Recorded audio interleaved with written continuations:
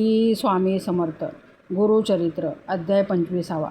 सिद्धयोग्यांचा जय जयकार करीत नामधारक म्हणाला, योगीराज, तुम्ही खरोखर संसार सागर तारक आहात. तुम्ही मला परमार्थ सांगून माझ्यावर अनंत उपकार केले आहेत. श्री गुरु नृसिंह सरस्वती हे त्रैमूर्ती अवतार आहेत. जे लोक अज्ञानी असतात त्यांना ते सामान्य मनुष्य वाटतात, पण ज्ञानी लोकांना प्रत्यक्ष म्हणजे साक्षात परमेश्वर वाटतात. श्री गुरूंनी त्रिविक्रम भारतीला आपले खरे परमेश्वरी रूप दाखविले व त्यांचे अज्ञान दूर केले. पुढे काय झाले ते मला सांगा. नामधारकाने अशी विनंती केली असता सिद्धयोगी म्हणाले, तुला एक कथा सांगतो, ती ऐक. विदुरा नगरात एक यवन राजा होता. तो अत्यंत क्रूर व कमालीचा ब्राह्मणद्वेष्टा होता. तो नित्य पशुहत्या करीत असे व आपल्या सभेत ब्राह्मणांना बोलावून त्यांना वेद म्हणावयास सांगत असे. तो मोठ्या मोठ्या विद्वान ज्ञानी ब्राह्मणांना आपल्याकडे बोलावून सांगत असे, तुम्ही माझ्या येथे सर्व वेद म्हणा, मी तुम्हाला भरपूर पैसे देईल. जो कोणी मला वेदार्थ सांगेल त्याची मी विशेष पूजा करीन. त्याच्यात जे मोठे ज्ञानी असत ते सांगत, आम्ही मतिहीन म्हणजे अज्ञानी आहोत, आम्हाला वेदातले काहीही समजत नाही असे सांगून ते तिथून काढता पाय घ्यायचे. परंतु जे मूर्ख अज्ञानी असत ते पैशाच्या लोभाने त्या यवनाकडे जाऊन वेद पठण करीत असत.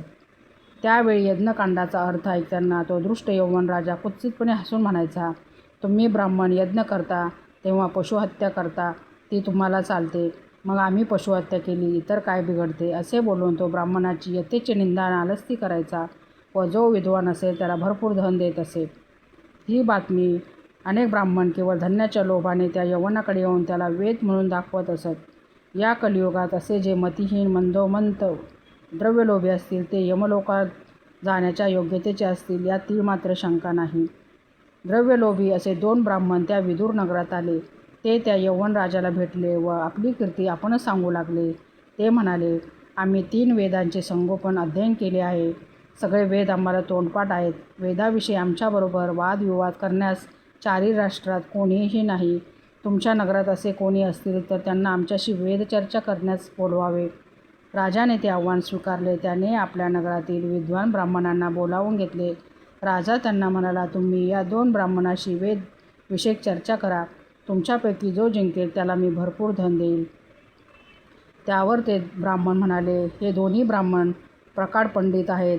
या दोघांना जिंकू शकेल असा आमच्यात कोणीही नाही. हे आमच्यापेक्षा थोर आहेत. राजाने ते मान्य करून त्या 2 ब्राह्मणांना वस्त्रालंकार देऊन मोठा सन्मान केला. त्यांची हत्तीवरून मिरवणूक काढली. राजाने केलेल्या सन्मानाने त्या दोघांना अधिकच गर्व झाला. ते राजाला म्हणाले, आमच्याशी वादविवाद करण्यास कोणीही मिळत नाही, मग आमचे मोठेपण सिद्ध कसे होणार.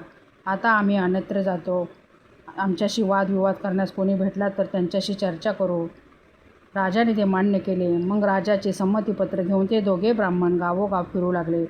त्यांच्याबरोबर वाद घालण्यास कोणीही तयार नसल्याने प्रत्येकाकडून जयपत्र घेऊन ते फिरत फिरत दक्षिणेकडे भीमातीरी असलेल्या कुमसी गावी आले. त्याच गावात महाज्ञानी त्रिविक्रम भारती पंडित राहत होता.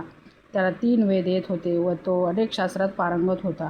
त्या गर्विष्ठ ब्राह्मणांना गावातील लोकांकडून त्रिविक्रम भारतीची माहिती समजली. मग ते त्रिविक्रम भारतीकडे गेले आणि त्याला म्हणाले, तू स्वतःला मोठा त्रिवेदी समजतो तर मग आमच्याशी चर्चा करण्यास तयार हो, नाही तर जयपत्र लिहून दे. त्या ब्राह्मणाचे हे उन्मत्त बोलणे ऐकून त्रिविक्रम भारती म्हणाला, 3 कसले, 1 सुद्धा वेद येत नाही. मला वेदातले काही कळत नाही.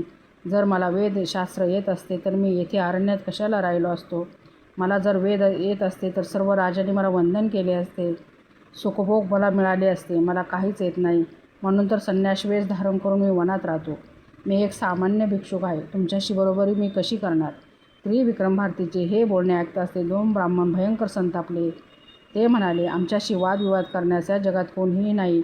आम्ही सगळे राज्य फिरत आलो, पण आमच्याशी बरोबरी करू शकेल असा कोणीही नाही. आता आम्हाला जयपत्र लिहून दे, नाहीतर आमच्याशी वादविवाद कर.